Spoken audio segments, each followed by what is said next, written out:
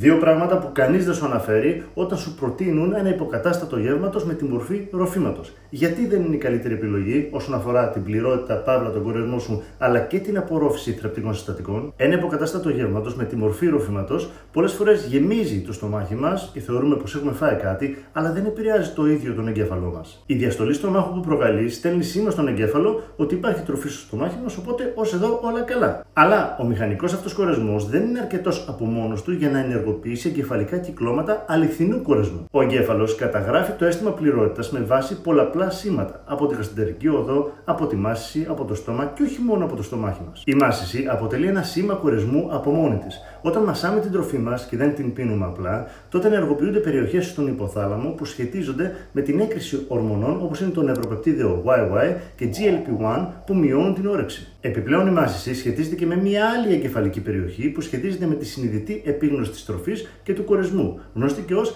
insular cortex. Ένα υγρό ρόφημα λοιπόν παρακάμπτει τη μάσηση, τη διαδικασία της μάσησης, επομένως όλες αυτές οι διεργασίες δεν ενεργοποιούνται στο μέγιστο βαθμό. Το αποτέλεσμα, ο εγκέφαλος να μην λαμβάνει το σήμα ότι χόρτασε πραγματικά, ακόμα και αν το στομάχι σου είναι γεμάτο. Τέλος και πιο σημαντικό, η απορρόφηση των θρεπτικών συστατικών. Η υγρή μορφή έχει αρκετά μειονεκτήματα σε αυτό το κομμάτι. Καταναλώνοντας την τροφή μας σε υγρή μορφή, επιταχύνουμε τη γαστρική κένωση με αποτέλεσμα να φτάνουν πιο γρήγορα τα θρεπτικά συστατικά στο έντερο. Μικρότερη γαστρική κένωση, μικρότερος και ο χρόνος επαφής των θρεπτικών συστατικών της τροφής με τα ένζημα και τη μικροχλωρίδα του εντέρου. Επίσης, αν δεν υπάρχει λίπος σε αυτό το ρόφημα, γιατί είναι και διέτη συνήθως αυτά τα ροφήματα, τότε μειώνεται η απορρόφηση και η βιοδιαθεσιμότητα λιποδιαλυτών βιταμινών. Στον αντίποδα, ένα πλήρες γεύμα, ένα κανονικό γεύμα δηλαδή που απαιτεί μάσηση και περιέχει φυτικές ίνες και λιπαρά, επιβραδύνει την πέψη, ενισχύει την ορμονική απόκριση και βελτιώνει την απορρόφηση θρεπτικών συστατικών. Συνοψίζοντας λοιπόν, τα ροφήματα που αντικαθιστούν κανονικά γεύματα μας δίνουν μειωμένο κορεσμό εξαιτίας ότι υπάρχει απουσία μάσησης, έχουν περιορισμένη ενεργοποίηση συγκεκριμένων περιοχών του εγκεφάλου που σχετίζονται με τον κορεσμό και τη λήψη τροφής, έχουν ταχεία γαστρική κένωση που σχετίζεται επίσης με τον κορεσμό, πόση ώρα δηλαδή μας διατηρεί χορτάτος αυτό το γεύμα, και συχνά παρατηρείται χαμηλή απορρόφηση των βιοδιαθέσιμων θρεπτικών συστατικών. Εάν δεν απαιτείται ένα τέτοιο γεύμα για συγκεκριμένους κλινικούς λόγους,